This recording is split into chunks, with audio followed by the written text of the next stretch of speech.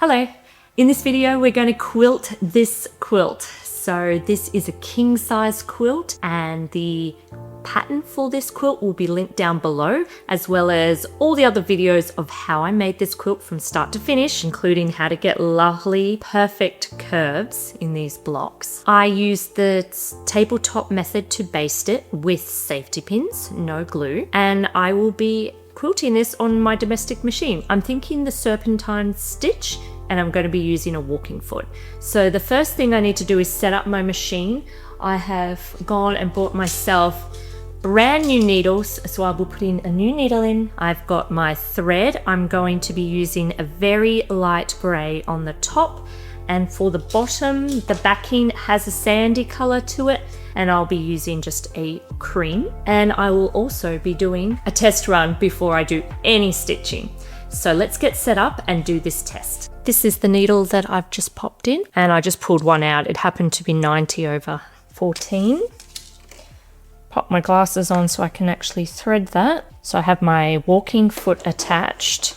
Pull up the bottom thread.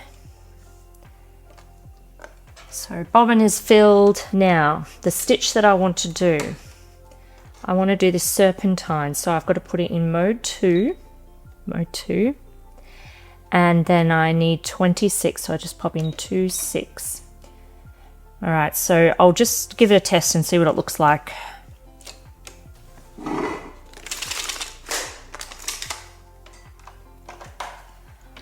I'm set up on the dining table. When I quilt, I need to have a lot of space for the quilt to lie so it's not dragging onto the floor, because that will upset the stitches. And I've also attached my extra table. Now, I should also mention that I've got a wider space in my throat of my machine, so that allows me to do home quilting because I can get enough bulk in here. It is the Janome Memory Craft 6600. The walking foot is great because it sews itself. I can already tell that this is quite close together. I want it wide, so the 2.5, I want to make that as big as it goes. Oh, is that as big as it goes? That's a shame. Let's see what that looks like. Or is it that one? Or maybe it's that one that needs to go as big as it goes. Let me see. I thought that was width. It is width. All right. So maybe I need to make that really low. So as you can see, what I'm doing is just, and then it will be more how I want it. Oh, that might be it. I just experiment on this sample and see what I like.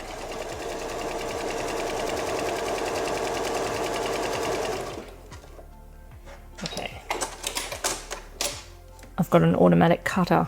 Oh, now obviously you can't see that because of the colors I've used, but I can. No, there's too many holes. The stitches aren't long enough. Why are the stitches not long enough? I don't like the look of that, guys. I don't even like it when it's that one. So what do? I wanted to, because it has curves, I want it to have curves when I'm doing my stitches. I just changed to a pink thread so you could see.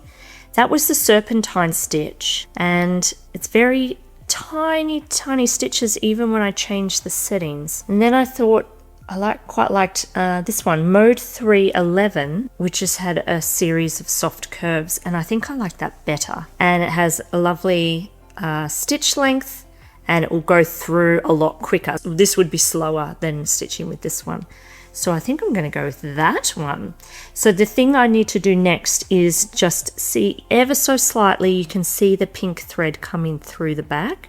So I do need to just change the tension ever so slightly so that doesn't happen. Although the colors that I'm using, you won't notice because the two colors of my top and bottom are going to be very, very similar thread color. So my plan for quilting this is first of all just to make a giant X through the center of the quilt. It's so big, it's a king size, it doesn't actually all fit in this frame. So I will just use masking tape to line up corner to corner of each block as I sew along to make a diagonal line one way and then a diagonal line the other way. Then what I'm planning to do is equal distance apart from the stitch line. I'm going to use an attachment to keep that distance. I'm going to echo the quilting lines, but just in V's. So I go up to the point in the center and then back out, up to the point, out, up to the point, out. And that way I'm just doing like a quarter of the quilt at one time. And that might also help in terms of bulk under my machine, since this is such a large quilt. So the hardest point will be the first 2 lines, because that's where I'll have the biggest amount of bulk. But as I move out, it will get easier and easier. So that, I think, is a good plan. So I'll need to get masking tape. It is 7 by 8 blocks. So my diagonal won't be actually diagonal from corner to corner in the quilt. It will be slightly off because I'll follow the actual blocks, but like this won't be noticeable on the quilt, and I think it will just look a lot neater because it will sort of line up with each block and not be skew-if. So I hope that makes sense. And yeah, I'm happy with that idea. So let's go, let's do it. Masking tape. I've rolled up as best I can one side of the quilt in a diagonal triangle. Oh, so now I'm just going to first get my first corner in here. Now, oh my gosh, this quilt might be a little unmanageable, but basically I do want to get it up on the table so it's not falling as I sew, like that one half. Get that up. Okay. Woo! And make sure I'm not catching any of the backing fabric. And a lot of it I've got to put in my lap as well. So you want to have as much of the quilt up on something, so when it drags, your machine will find that hard to sew, whereas if everything's supported, then it will do its job and sew nice and straight for you. So all right, I need to get a piece of masking tape that's as long as diagonally one of my blocks. I'm going to move my pins slightly. That one I'll just maybe put up there. Oh, put up there. Okay, and I don't think I'll need, oh, move that one slightly as well. Piece of masking tape. Now I need this as flat as possible, so I can just move it like that for now. Masking tape is a great tool to use. So I'm keeping it taut, very straight, putting it on one, just ever so slightly to the one side of where I'm going to stitch, which is right through the center. Keep it straight as I pull it down to the next quarter. Everything needs to be nice and straight. So about there. I hope you can't hear my son yelling on his PlayStation. Okay, lovely. So then I'm going to do this in one continuous piece of stitching and just move the masking tape as I go. So needle down. That stitch I was doing, so it starts on the left hand side, your right. So I'm just the opening I'm putting just to the side of my masking tape, because obviously I don't want to sew through the masking tape. And then I am just going to keep that lined up the same distance from my masking tape the whole way around. So I'll just get started, then we'll move the camera and you can have a closer look.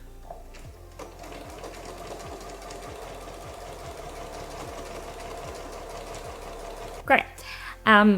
I'm letting the walking foot do the sewing and pull, so I'm not pulling or pushing, but I am sort of using my hands just to keep the part that is under the needle, under the machine, nice and flat. Okay, I'm trying to keep my shoulders down, although I don't think I did just then, but usually you got to remember to keep shoulders down and to breathe, and you got this. Okay, let's go, keep going.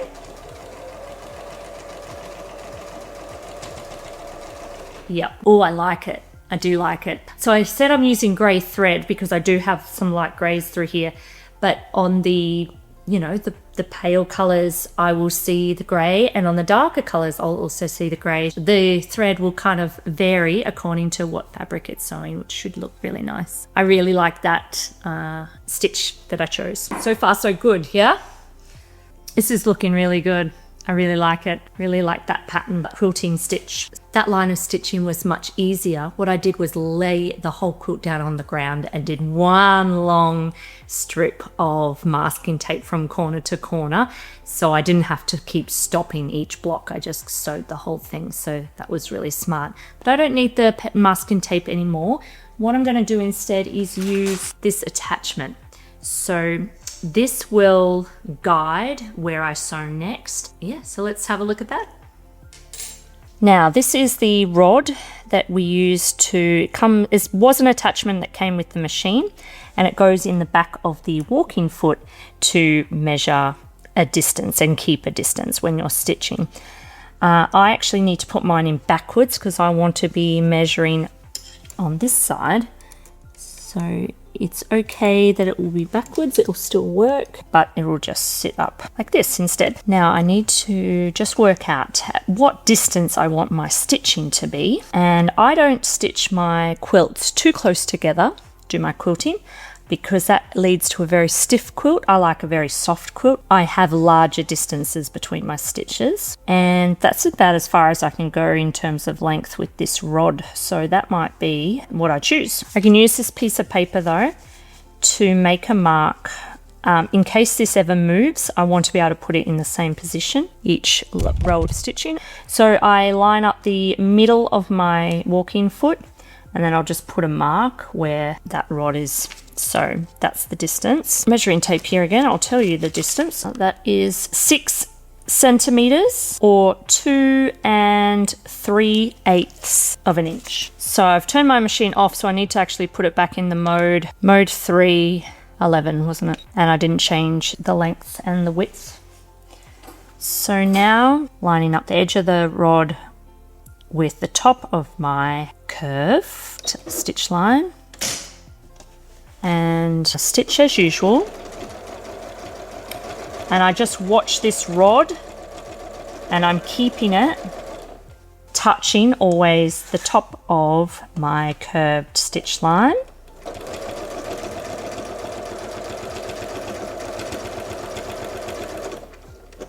So that I get 6 centimeter perfect distance between my quilt lines. Now, a really great point that will help me with this pattern is that apart from the very center where the cross joins, all other stitch lines won't cross each other. So that will also limit any tucks, because no stitch lines, well, one stitch line in the whole quilt will be touching. So that's a trick. If you struggle with getting tucks, you could try something like this, a pattern where your stitch lines don't cross.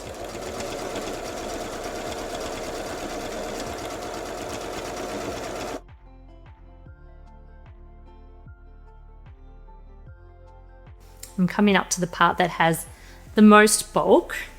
So sometimes I pull it sort of through from the back, have it up over my shoulder, and it's sort of just bunched up really, but trying it in a little bit of a roll, and just as long as this part is nice and straight. Anytime that I feel like this might have moved, I can just get my piece of paper and just check that it's still in the right position.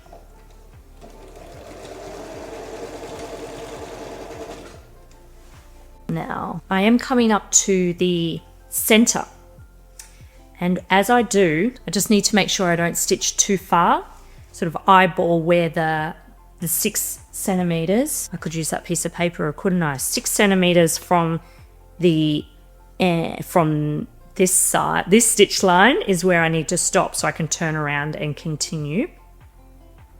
So it's right about just before I get to the dark grey colour, so I'll keep that in mind. So needle in the down position, lift my presser foot and pull the bulk through and try and turn your quilt to stitch in the new direction, like so. So check my bar. Yes, it's correct.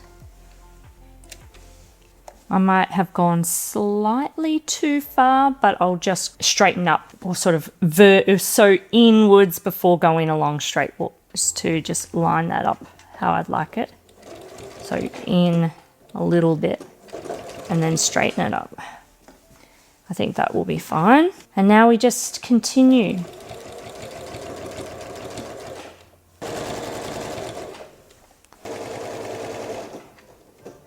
So that line of stitching is done. So now I just continue the same process, going out and out and out until I have done 1/4 of the quilt, and I'll repeat that for each of the V's of my X.